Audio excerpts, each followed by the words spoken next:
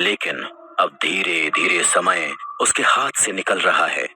उसके रिश्तेदारों का दिया हुआ 6 महीने का समय जल्द ही खत्म हो जाएगा।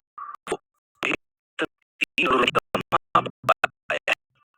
अगर ऐसा रहा तो उसके रिश्तेदार उसके घर से कर लेंगे और फिर यहाँ का कोई फायदा नहीं होगा। ये ख्याल आते ही वीर तुरंत ही अपनी आंखें खोलता है और उठकर बैठता है। उसे इस बात का एहसास है कि अब उसके पास वाकई में बहुत कम समय बचा हुआ है। बस वो ये नहीं समझ पा रहा है कि ऐसा जल्द हो जाए। अगर वो सुनहरे कछुए के कवच को बेच भी देता है तब भी वो इतने रुपए नहीं कमा पाएगा। उसके लिए उसे किसी और ताकतवर एलियन का शिकार करने की जरूरत है। पर दिक्कत ये है कि इस समय वीर की स्ट्रेंथ और तकनीक दोनों ही किसी ताकतवर एलियन का शिकार करने के लायक नहीं है। फिर ऐसे में वो कैसे किसी ताकतवर एलियन से जाकर भिड़ जाए?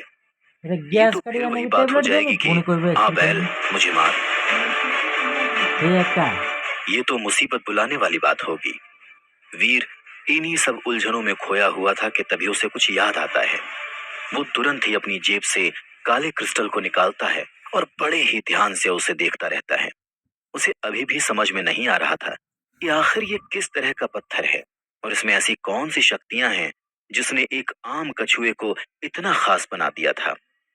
तभी वीर की नजर अपने कमरे के कोने में रखे एक पिंजरे पर पड़ती है जहां कुछ दिन पहले उसने एक बड़ी सी बिल्ली को कैद करके रखा था।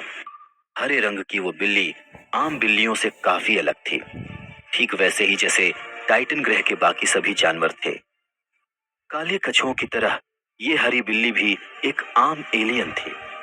वीर इन बिल्लियों का शिकार करके उन्हें अपने साथ वापस लेकर आता था ताकि उनकी एनर्जी हासिल करके वो अपने जीन पॉइंट्स बढ़ा सके। लेकिन कुछ समय बाद इन बिल्लियों से हासिल हुई एनर्जी से उसके जीन पॉइंट्स बढ़ना बंद हो गए। इसीलिए उसने एक आखिरी हरी बिल्ली को कैद में ही छोड़ दिया था और इसके बाद में लगभग भूल ही गया था। ये काफी हैरानी वाली बात थी, ये हरी बिल्ली अभी तक जिंदा है। वीर तुरंत ही पिंजरे में से उस हरी बिल्ली को निकालता है और कुछ सेकंड सोचने के बाद वो काला क्रिस्टल उसे खिलाने ही वाला होता है कि तभी वो कुछ ऐसा देखता है जिसे देखकर उसकी आंखें खुली की खुली रह जाती हैं। अधमरी सी वो हरी बिल्ली काले क्रिस्टल को देखते ही अपनी पूरी ताकत लगाकर झट से अपनी जुबान बाहर निकालती है और इससे पहले कि वीर कुछ समझ पाए वो हरी बिल्ली उस काले क्रिस्टल को पूरी तरह से निगल लेती है। इस काले क्रिस्टल में कुछ तो खास बात है। वीर हैरानी से सब कुछ देखता हुआ सोचता है। उसके देखते ही देखते वो हरी बिल्ली जो कुछ समय पहले मरने की कगार पर थी उसमें अचानक से ही जान आ जाती है। अपने चारों पंजों से वो वीर पर वार करने की कोशिश करती है और जब वो इसमें सफल नहीं हो पाती तो जिस हाथ से वीर ने उसकी गर्दन को पकड़ा हुआ था उसी हाथ को वो अपने दांतों से काटने की कोशिश करती है। वीर उस हरी बिल्ली को पिंजरे में वापस डाल देता है और ध्यान से उसकी हर हरकत पर नजर रखता है। वो हरी बिल्ली जिसने इतने दिनों से कुछ भी नहीं खाया था अचानक से ही एनर्जी से भर जाती है और पिंजरे से बाहर निकलने के लिए तेजी से हाथ पांव मारने लगती है। वीर वापस अपनी जगह पर बैठकर हरी बिल्ली की हर एक हरकत को ध्यान से देखता है। उसके दिमाग में एक शक था और अगर उसका ये शक यकीन में बदल गया तो इससे ये बात तो पक्की हो जाएगी कि उसके हाथ बहुत ही अनमोल चीज लगी है, एक ऐसी चीज जो सेक्रेड ब्लड एलियन से भी कहीं ज्यादा कीमती है।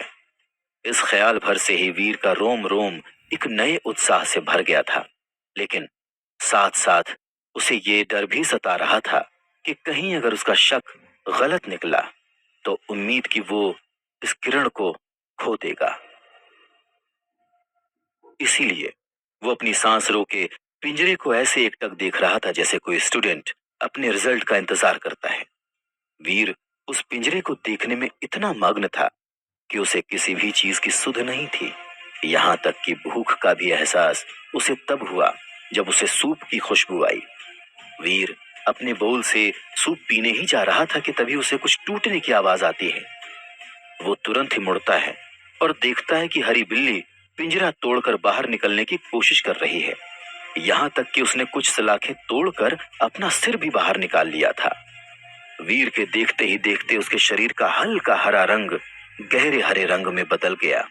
उसके दांत और नाखून पहले से भी ज्यादा नुकीले और पैने हो गए। एक पल के लिए वीर इतना ज्यादा हैरान हो गया था कि उसे कुछ समझ में नहीं आ रहा था, और जब तक उसे समझ आया तब तक वो हरी बिल्ली पिंजरा तोड़ के बाहर आने ही वाली थी। मौके की गंभीरता को समझते हुए वीर तुरंत ही अपना खंजर उठाता है, और इससे पहले कि वो हरी बिल्ली पिंजरा तोड़कर पूरी तरह से बाहर निकले, वीर उस हरी बिल्ली के पेट में खंजर भोंककर उसे मार डालता है। वो हरी बिल्ली कुछ देर तक तड़पते हुए वहीं जमीन पर ढेर हो जाती है। हरी बिल्ली के मरते ही वीर के सामने पावर स्क्रीन आ जाती है, जिस पर लिखा था, प्राइमरी हरी बिल्ली मारी गई। आपने कोई डेविल सोल हासिल नहीं की है। 0 से 10 जीन पॉइंट्स हासिल करने के लिए इसकी एनर्जी हासिल करें।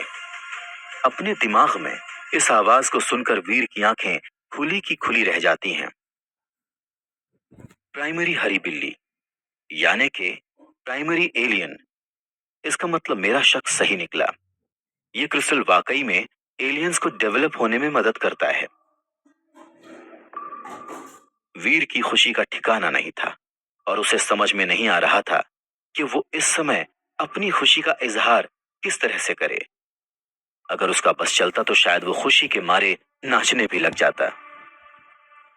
कुछ देर बाद जब उसकी खुशी थोड़ी कम होती है, तब वो अपने खंजर से उस हरी बिल्ली के पेट को चीरकर उस काले क्रिस्टल को बाहर निकालता है, बिना इस बात की परवाह किए कि उस काले क्रिस्टल पर अभी भी हरी बिल्ली का खून लगा हुआ है। वीर खुशी के मारे उसे चूम लेता है। थोड़ी देर बाद उस क्रिस्टल को साफ करके वीर उसे अपने हाथ में इस तरह पकड़ता है जैसे कि वो क्रिस्टल नहीं बल्कि कोई अनमोल खजाना हो। इस क्रिस्टल की ही वजह से वो काला कछुआ सुनहरे कछुए में बदलकर एक सीक्रेट ब्लड एलियन बना था। अगर ये हरी बिल्ली भी डेवलप होना जारी रखती तो क्या ये भी एक सीक्रेट ब्लड एलियन बन जाती? ये ख्याल भर ही इतना कमाल का था कि वीर को किसी सपने जैसा लग रहा था। खुद को विश्वास दिलाने के लिए वीर ने एक बार फिर से खुद को चुटकी काटी, और तेज दर्द के एहसास ने उसे यकीन दिला दिया कि वो सपना नहीं देख रहा है, ऐसा वाकई में हुआ है। और इस बात का एहसास होते ही उसका रोम रोम खुशी से झूम उठता है। आज वाकई में उसका बहुत अच्छा दिन है। एक ही दिन में इतनी सारी सफलताएं हाथ लगना कोई छोटी बात नहीं थी। कुछ देर तक खुशी मनाने के बाद वीर उस काले क्रिस्टल को संभाल के रख देता है, और टाइटन ग्रह के फल और सब्जियों से बने सूप को पीने लग जाता है। क्या पता उसकी किस्मत अच्छी हो और इस सूप को पीकर कोई और अचीवमेंट उसके हाथ लग जाए। बस यही ख्याल दिमाग में रखकर वीर उस सूप को पूरी तरह से खत्म कर देता है, और जैसे कि उसे उम्मीद थी, सूप को खत्म करते ही वो एक और सीक्रेट जीन पॉइंट हासिल कर लेता है। कुल मिलाकर अब उसके पास 8 सीक्रेट जीन पॉइंट्स हो गए थे। अगर वीर के पास कोई खास हथियार या साधन होते तो शायद वो एक सीक्रेट जीन पॉइंट से ज्यादा हासिल कर लेता, लेकिन ये भी बुरा नहीं है, खासकर तब जब कुछ घंटों पहले उसे एक सीक्रेट जीन पॉइंट तो दूर कोई आम जीन पॉइंट भी नहीं मिला था। तभी वीर को याद आता है कि पहाड़ी पर उस सुनहरे कछुए को मारने के बाद उसने उसकी डेविल सोल भी हासिल की थी, और ये ख्याल आते ही वो एक बार फिर से पावर स्क्रीन पर अपना डेटा चेक करता है। आपका स्टेटस फर्स्ट लेवल पार नहीं हुई। अब आपका लाइफ स्पैन होगा 200 साल। विकसित होने के लिए जरूरी पॉइंट्स 100 जीन पॉइंट्स। हासिल हुए gene points 79 gene points. 8 secret gene points. Devil soul, secret blood सुनहरा कछुआ। सीक्रेट ब्लड सुनहरे कछुए की डेविल सोल की कैटेगरी कवच। सीक्रेट ब्लड सुनहरे कछुए की डेविल सोल का कवच कैसा दिखता होगा? अपना डेटा पढ़ने के बाद वीर सोच में पड़ जाता है। अभी वो इस बारे में सोच ही रहा था कि अचानक हवा में उसे एक सुनहरी परछाई नजर आती है, जो देखने में बिल्कुल सुनहरे कछुए के जैसी थी। वो परछाई वीर के शरीर से चिपककर किसी सुनहरे लिक्विड की तरह वीर के पूरे शरीर में फैलकर उसे ढकने लगती है। देखते ही देखते वीर का पूरा शरीर यहाँ तक कि उसके बाल तक सब उस सुनहरे लिक्विड से ढक जाते हैं। ये सुनहरा कवच बहुत ही ज्यादा ताकतवर और असरदार था। साथ ही उस कवच में कई शक्तियां और तेजी भी थी।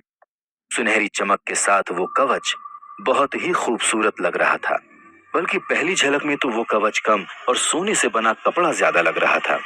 बस दोनों में फर्क सिर्फ इतना था कि उस कवच ने उसके शरीर को सिर से लेकर पांव तक ढक दिया था। इस सुनहरे कवच में एक ही कमी थी, और वो ये कि जहां जहां उस कवच में जोड़ था, वहां वहां उसमें थोड़ी दरारें थीं। सिवाय इस एक कमी के उस कवच में और कोई दूसरी कमी नहीं थी। यहाँ तक कि उस कवच को पहनने के बाद वीर को शरीर में किसी भी तरह की हैवीनेस भी नहीं लग रही थी, बल्कि उसका शरीर और भी हल्का और भी फुर्तीला हो गया था। उस कवच को पहनने के बाद वीर खुद को अपने पसंदीदा सुपर हीरो आयरन मैन के जैसा महसूस कर रहा था, और ये एहसास कमाल का था। वाकई ये कवच तो कमाल का है, और बाकी प्राइमरी डेविल सोल के कवच के मुकाबले जो यहाँ ज्यादातर लोगों के पास है, ये सुनहरा कवच कहीं ज्यादा खूबसूरत है। वीर खुशी के मारे झूम रहा था और सोच रहा था, जब से वो यहाँ टाइटन ग्रह पर है, तब से ये पहली बार है जब वो इतना ज्यादा खुश था। जब वो देव आश्रम में बाकी सभी लोगों को उनके प्राइमरी डेविल सोल के बने कवच में देखता था, तो कहीं ना कहीं उसे बहुत जलन होती थी। पर किसे पता था कि एक दिन उसे भी एक सेक्रेड ब्लड एलियन की डेविल सोल हासिल हो जाएगी।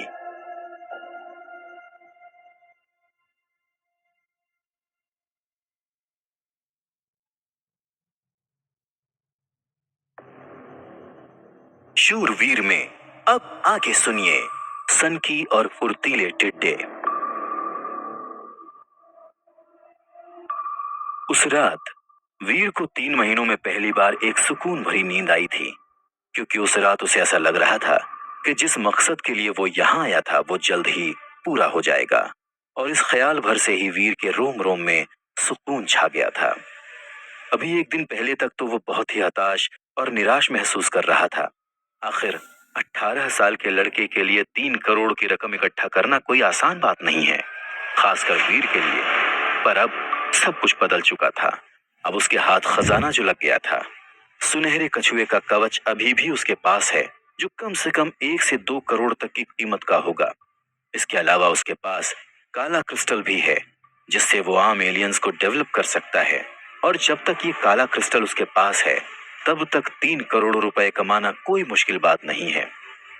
हरी बिल्ली की लाश को जमीन पर पड़ा देखकर वीर कुछ देर तक सोचता है, और फिर उसकी एनर्जी खुद हासिल करने के बजाय उसे एक शीशी में बंद करके सावधानी से अपने बैग में रख लेता है।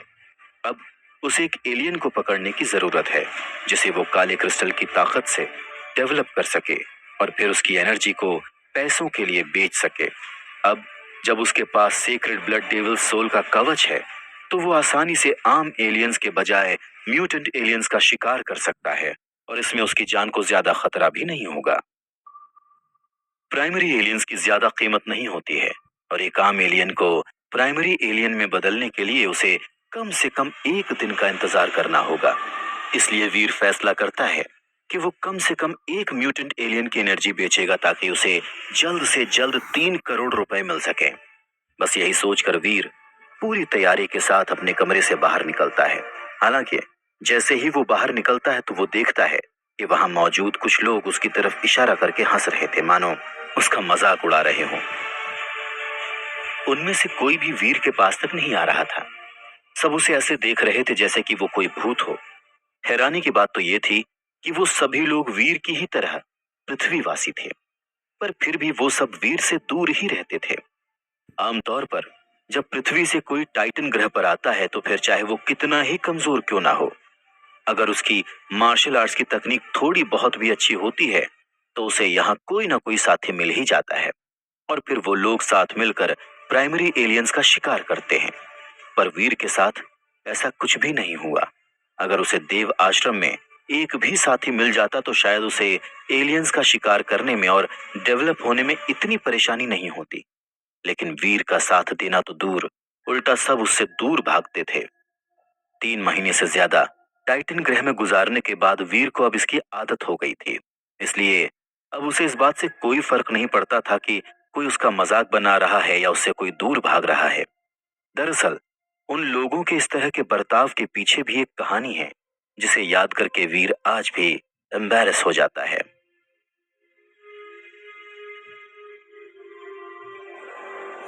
3 महीने पहले जब वो पहली बार देव आश्रम आया था, तब उसकी नजर एक बड़ी सी सफेद लोमड़ी पर पड़ी थी। पहले तो वीर उस लोमड़ी को देखकर काफी हैरान हुआ था, क्योंकि उस लोमड़ी की कद काठी पृथ्वी ग्रह की लोमड़ी से काफी अलग थी। पर फिर उसे एहसास हुआ कि वो इस समय पृथ्वी पर नहीं बल्कि टाइटन पर है, और ये लोमड़ी कोई आम लोमड़ी नहीं बल्कि एक एलियन है। इस बात का एहसास होते ही वीर तुरंत ही अपना खंजर निकालकर उस सफेद लोमड़ी पर निशाना साधता है। वीर की तरफ उस सफेद लोमड़ी के पीछे का हिस्सा था, इसलिए वो लोमड़ी अपनी तरफ होने वाले वार को देख नहीं पा रही थी। इसी बात का फायदा उठाकर वीर पूरी सावधानी के साथ अपने खंजर से उस लोमड़ी पर पीछे से वार कर देता है। वीर का ये एक वार पूरे देवाश्रम में उसे और अवनी शेरगिल को मजाक का विषय बना गया था। क्यों? क्योंकि वो सफेद लोमड़ी कोई एलियन नहीं बल्कि अवनी शेरगिल खुद थी, जो वीर की ही तरह एक पृथ्वीवासी थी। जब वीर ने उस पर वार किया, उस समय डेविल सोल की शक्ति का इस्तेमाल करके अवनी ने अपना रूप बदल रखा था। अवनी शेरगिल पूरे देव आश्रम में सबसे ताकतवर लड़की थी। सीक्रेट जीन पॉइंट्स के साथ उसके फिजिकल डेवलपमेंट की पहली लेवल पूरी होने ही वाली थी, और वो दूसरे लेवल की तरफ बढ़ रही थी।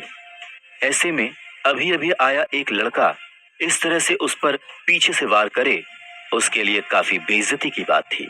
और यही वजह थी कि यह हादसा सबके लिए मजाक बन गया था। हालांकि किसी की इतनी हिम्मत नहीं थी कि वो अवनी के सामने इस बात का मजाक बनाए, लेकिन पीठ पीछे सभी इस बात पर हंसते थे, और तभी से देव आश्रम में वीर सन की नाम से फेमस हो गया।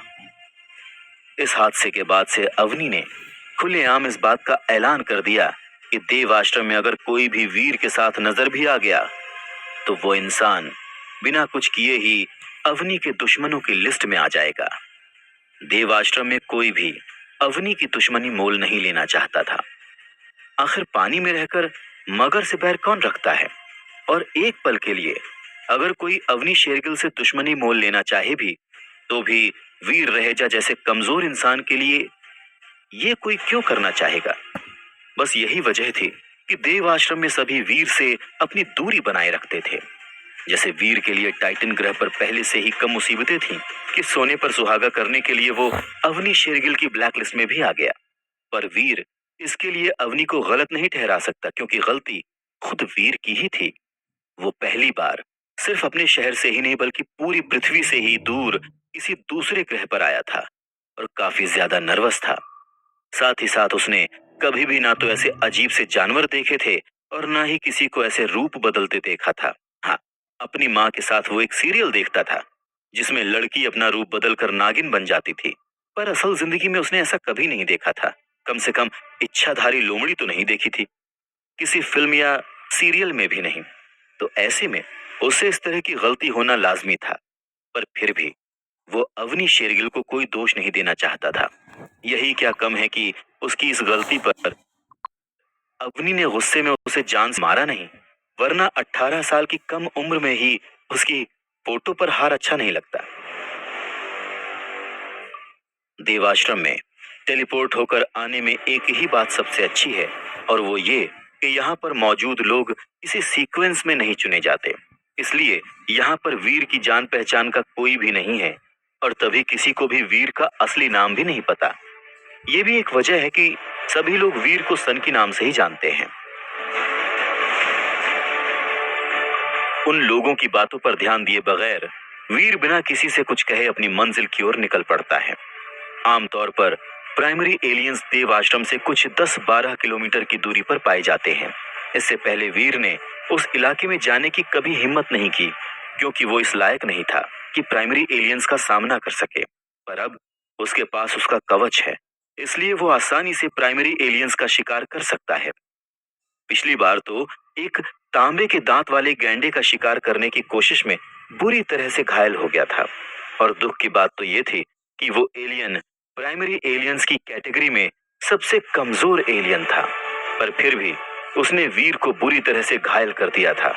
पर अब वीर आसानी से उस तांबे के दांत वाले गैंडे को मार सकता था। पर फिर भी इस समय वीर उस तांबे के दांत वाले गैंडे का शिकार करने के बजाय फुर्तीले टिड्डे का शिकार करने का फैसला करता है। हालांकि प्राइमरी एलियन के तौर पर फुर्तीले टिड्डों का शिकार बहुत ही नाजुक होता है और अगर उनकी कमजोर जगह पर वार किया जाए तो उन्हें एक आम खंजर से ही आसानी से मारा जा सकता है। लेकिन दिक्कत यह है कि फुर्तीले टिड्डे इतने तेज होते हैं कि आम आदमी के लिए उनकी स्पीड का मुकाबला कर पाना आसान नहीं होता और उनके आरी जैसे तेज पैर आसानी से एक इंसान की हड्डी पसली एक कर सकते हैं। एक बार ये फुर्तीले टिड्डे अगर किसी इंसान पर वार कर दें तो वो भले ही मरे या ना मरे लेकिन अपाहिज जरूर हो जाता है। बस इसीलिए बहुत ही कम लोग इन फुर्तीले टिड्डों के शिकार के लिए निकलते हैं। लेकिन वीर के लिए इन फुर्तीले टिड्डों का शिकार करना सबसे बेस्ट ऑप्शन था। चाहे ये कितने ही फुर्तीले और ताकतवर क्यों ना हो, लेकिन अंत में हैं तो प्राइमरी एलियंस ही। चाहे ये फुर्तीले टिड्डे किसी भी तरह से वार करें, लेकिन वीर के सुनहरे कवच को नुकसान नहीं पहुंचा सकते और वीर आसानी से उन्हें मार सकता है। और सबसे जरूरी बात, इन फुर्तीले टिड्डों के हाथ पांव और पंख कट जाने के बाद भी ये जिंदा रहते हैं। बस इसके बाद ये किसी पर वार नहीं कर पाते। इसलिए इस तरह से वीर आसानी से इन टिड्डों को अपने साथ ले जाकर काली क्रिस्टल की शक्ति की मदद से इन्हें एक म्यूटेंट एलियंस में बदल सकता है और उसके बाद इनकी एनर्जी को बेच सकता है। और क्या पता, अगर उसकी किस्मत अच्छी हुई तो कुछ फुर्तीले टिड्डों को मारकर उसे डेविल सोल भी हासिल हो सकती है। फुर्तीले टिड्डों की डेविल सोल एक तेज लंबे खंजर के आकार में होती है, एक ऐसा हथियार जिसे चलाने में वीर ने महारत हासिल कर रखी है।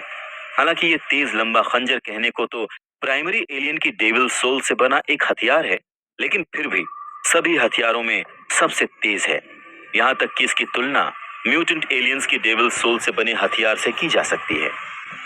क्योंकि फुर्तीले टिड्डों का शिकार खतरनाक होता है, इसलिए बहुत ही कम लोग इसके शिकार के लिए निकलते हैं और उससे भी कम लोगों के पास फुर्तीले टिड्डों की डेविल सोल से बना हथियार होता है।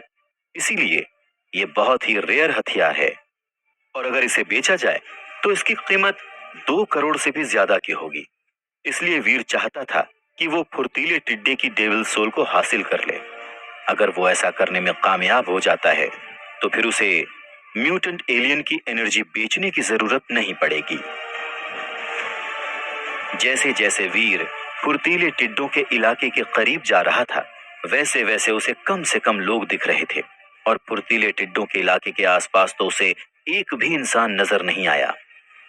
वीर जानता था कि इस इलाके में उसे बहुत सावधान रहने की जरूरत है, इसलिए वो तेजी से चलने के बजाय बहुत ही धीमे धीमे कदम रख रहा था। वो पूरा इलाका लंबी घास और पेड़ से भरा हुआ था। ऐसे में इसका अंदाजा लगा पाना मुश्किल था कि फुर्तीला टिड्डा कहाँ छुप कर बैठा होगा। एक छोटी सी लापरवाही भी भारी पड़ सकती है। इसीलिए जल्दबाजी में मरने से अच्छा है कि आराम से काम को अंजाम दिया जाए। आखिर दुर्घटना से देर भली होती है। वीर बस यही सोचे जा रहा था।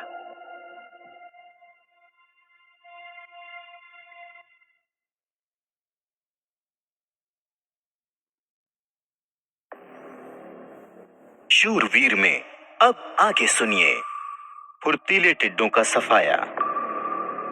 वीर सावधानी से आगे बढ़ ही रहा था कि तभी उसे घास में करीब 1 फुट लंबी हरे रंग की कोई चीज चिपकी नजर आई। अगर वो इतना सावधान नहीं रहता और ध्यान नहीं देता तो उसे यही लगता कि ये घास का ही हिस्सा है, न कि फुर्तीला टिड्डा जो एक ही वार में इंसान को अपाहिज बना सकता है। गहरे हरे रंग के उस फुर्तीले टिड्डे के पैर उसके शरीर से भी लंबे थे। साथ ही साथ उसके नाजुक शरीर के ऑपोजिट उसके पैर बहुत ही पैने और चमकदार भी थे।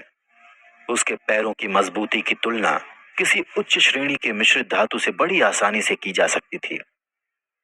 वीर की किस्मत अच्छी थी कि इससे पहले कि वो फुर्तीला टिड्डा वीर को देख पाता, वीर की नजर उस पर पड़ गई। नहीं तो ये फुर्तीला टिड्डा उसकी जान ही ले लेता। सावधानी से आगे बढ़ते हुए वीर इस बात का अनुमान लगाने की कोशिश करता है कि वो उस फुर्तीले टिड्डे के कितने नजदीक जा सकता है, जिससे कि उस फुर्तीले टिड्डे को उसकी आहट तक महसूस ना हो। उस फुर्तीले टिड्डे के करीब 6 फीट की दूरी पर आकर वीर वहीं रुक जाता है। वो कोई भी रिस्क नहीं लेना चाहता था, क्योंकि अगर उस फुर्तीले टिड्डे को उसके वहां होने का आभास हो गया तो वीर छुपकर वार करने के अपने इस मौके को खो देगा। मौका देखकर वीर तेजी से घास से बाहर निकलता है और अपने खंजर से सीधे उसके पेट पर वार करता है। पर कहीं ना कहीं वीर ने उस फुर्तीले टिड्डे की स्पीड और खतरा पहचानने की शक्ति को नजरअंदाज कर दिया था। दरअसल फुर्तीले टिड्डे को वीर की आहट तभी लग गई थी जब वो तेजी से घास से बाहर निकला था। इसीलिए इससे पहले कि वीर पूरी तरह से उस पर वार कर सके, वो फुर्तीला टिड्डा तेजी से हवा में उड़कर अपने पैरों से वीर पर वार कर देता है। भले ही वीर समय से उस फुर्तीले टिड्डे के वार से बचता है और पीछे हट जाता है, पर फिर भी फुर्तीले टिड्डे के पैर वीर के माथे पर दिए जाते हैं। जैसे लोहे से टकराने की आवाज आती है, ठीक वैसी ही आवाज पूरे इलाके में गूंज जाती है। क्योंकि वीर ने अपना सुनहरा कवच पहना हुआ था, इसलिए फुर्तीले टिड्डे के इस वार से वीर को कोई नुकसान नहीं पहुंचा, लेकिन फिर भी उसे हल्का सा चक्कर आता महसूस हुआ, मानो कि उसका सिर किसी पत्थर से जा टकराया हो। लेकिन हैरानी की बात तो ये थी कि उसके सुनहरे कवच पर एक खरोंच तक नहीं आई थी। एक्साइटेड वीर इस मौके का फायदा उठाते हुए एक बार फिर अपने खंजर से उस फुर्तीले टिड्डे के पेट पर वार करके उसके 2 टुकड़े कर देता है। इस बार उसका निशाना अचूक था, जिसकी वजह से फुर्तीले टिड्डे को बचाव या वार करने का कोई मौका नहीं मिला। प्राइमरी एलियन फुर्तीला टिड्डा मारा गया। आपको कोई भी टेबल सोल हासिल नहीं हुई। 0 से 10 जीन पॉइंट्स हासिल करने के लिए इसकी एनर्जी हासिल करें। जय श्री राम। ये कवच वाकई कमाल का है। जब तक ये मेरे साथ है, मैं जिसे चाहूं उसे मार सकता हूं और कोई भी मेरा कुछ नहीं बिगाड़ सकता। यहाँ तक कि म्यूटेंट एलियंस भी मेरा कुछ नहीं बिगाड़ सकते। जब तक ये कवच मेरे साथ है, तब तक मैं सुरक्षित हूँ। ठीक वैसे ही जैसे कटप्पा के होते बाहुबली का कोई कुछ नहीं बिगाड़ सकता। अपने आखिरी ख्याल पर वीर खुद ही हंस पड़ता है, पर इस समय वो इतना खुश था कि उसे किसी बात की परवाह नहीं थी। अचानक से ही वीर के अंदर एक नया जोश आ जाता है और वो इन फुर्तीले टिड्डों से छुपना बंद कर देता है, बल्कि वो तो सीना चौड़ा करके उस पूरे इलाके में ऐसे घूमने लगता है जैसे कि कितनी बड़ी जंग जीत कर आया हो। उसकी इस हरकत की वजह से वो कई फुर्तीले टिड्डों का ध्यान अपनी ओर आकर्षित कर लेता है। एक शातिर शिकारी की तरह वीर ने जानबूझकर ये जाल बिछाया था और एक एक करके सभी फुर्तीले टिड्डे उस पर वार करने के लिए सामने आ जाते हैं। लेकिन वीर के कवच की वजह से कोई उसे एक खरोंच तक नहीं पहुंचा पाता। मौके का फायदा उठाते हुए वीर एक ही वार में एक एक करके उन सभी टिड्डों का काम तमाम कर देता है। प्राइमरी एलियन फुर्तीला टिड्डा मारा गया। आपको कोई भी टेबल सोल हासिल नहीं हुई है।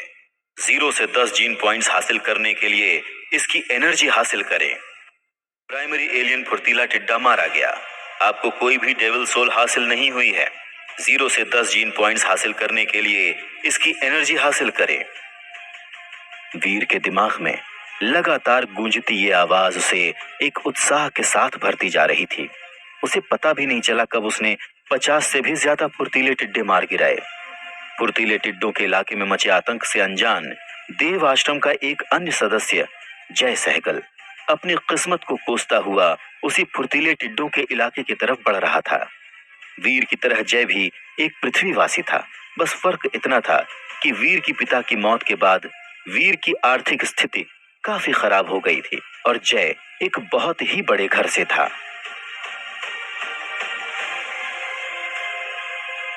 पर यहाँ पर अपना एक स्टेटस हासिल करने के लिए जय के पास अवनी शेरगिल का चेला बनने के अलावा और कोई चारा नहीं बचा था।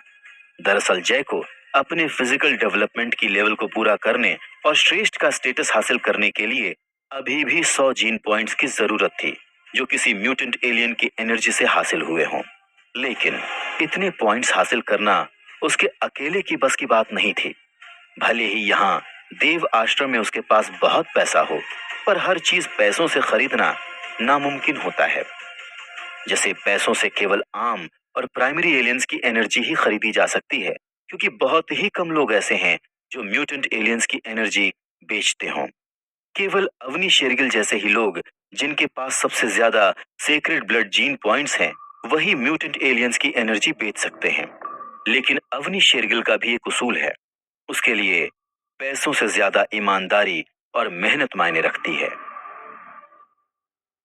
ये भी एक वजह है कि जय को अवनी के ग्रुप में रहना इतना नहीं खलता, और इसीलिए इस समय भी वो अवनी के लिए ऐसी जगहों की तलाश कर रहा था जहां पर इंसानों की मौजूदगी कम से कम हो और सेक्रेड ब्लड और म्यूटेंट एलियंस की तादाद ज्यादा हो। अगर ऐसी कोई जगह मिल जाती है तो अवनी अपने पूरे ग्रुप के साथ उन एलियंस पर हमला कर देगी और बदले में उसके ग्रुप के लोगों को उन एलियंस की एनर्जी मिल जाएगी। पिछले 1 महीने से जय ऐसी ही किसी जगह की तलाश कर रहा था, पर अफसोस उसे ऐसी कोई जगह नहीं मिली। अब तो उसका साथ लाया खाने पीने का सामान भी खत्म होने लगा था, इसीलिए उसने वापस देव आश्रम जाने की सोची। वो देव आश्रम की ओर जा ही रहा था कि रास्ते में उसे फुर्तीले टिड्डों का इलाका दिखा, और वो एक बार इस इलाके का चक्कर लगाने की सोचता है। क्या पता जिस जगह की वो पिछले 1 महीने से तलाश कर रहा है ये वही जगह हो। हालांकि फुर्तीले टिड्डों के इलाके में घुसते ही उसे बहुत ही अजीब सा महसूस होता है। काफी अंदर आ जाने पर भी उसे एक भी फुर्तीला टिड्डा नहीं दिखता, जो बहुत ही ज्यादा अजीब बात थी। 1 किलोमीटर आगे जाने के बाद उसे जमीन पर खून के निशान दिखाई देते हैं, और उसे ये समझते देर नहीं लगती कि इस जगह पर क्या हुआ होगा। किसी ने फुर्तीले टिड्डों का सफाया कर दिया, पर किसने? अपने देव आश्रम में ऐसे 1 ही 2 लोग हैं, और वो भी ग्रुप में शिकार करते हैं। हालांकि यहाँ पर 1 से ज्यादा लोगों के होने के निशान नहीं दिख रहे, तो क्या किसी ने अकेले ही? जय को अपनी आंखों पर विश्वास नहीं हो रहा था। जैसे जैसे वो आगे बढ़ रहा था वैसे वैसे उसे और भी ज्यादा खून के दाग नजर आ रहे थे। उन खून के निशानों का पीछा करते हुए जय एक छोटी सी पहाड़ी की तरफ चला जाता है, पर वहां पहुंचते ही जो नजारा उसके सामने होता है उसे देखकर उसके कदम वहीं के वहीं रुक जाते हैं, और उसे अपनी आंखों पर विश्वास नहीं होता। फुर्तीले टिड्डों की लाशों के ढेर के बगल में एक सुनहरे रंग का आदमी ऐसे खड़ा हुआ था जैसे कि दुश्मनों को मारने के बाद कोई सुपर हीरो। सूरज की रोशनी में वो आदमी ऐसे लग रहा था जैसे कि किसी रोबोट को सोने का कवच पहना दिया गया हो। भाई, क्या तुमने इन सभी फुर्तीले टिड्डों को मारा है? जय सुनहरे रंग के कवच पहने आदमी के आसपास देखता हुआ पूछता है। फुर्तीले टिड्डों की लाश से अभी भी खून बह रहा था, जिससे ये बात साफ थी कि उन टिड्डों को मरे हुए ज्यादा समय नहीं बीता है, पर सिर्फ एक अकेले आदमी ने इन सभी टिड्डों को मार गिराया। भले ही ये फुर्तीले टिड्डे अभी प्राइमरी एलियंस हों, पर फिर भी खतरनाक होते हैं। यहाँ तक कि देव आश्रम के सबसे ताकतवर योद्धा भी इनसे भिड़ने की नहीं सोचते। फिर ये कैसे?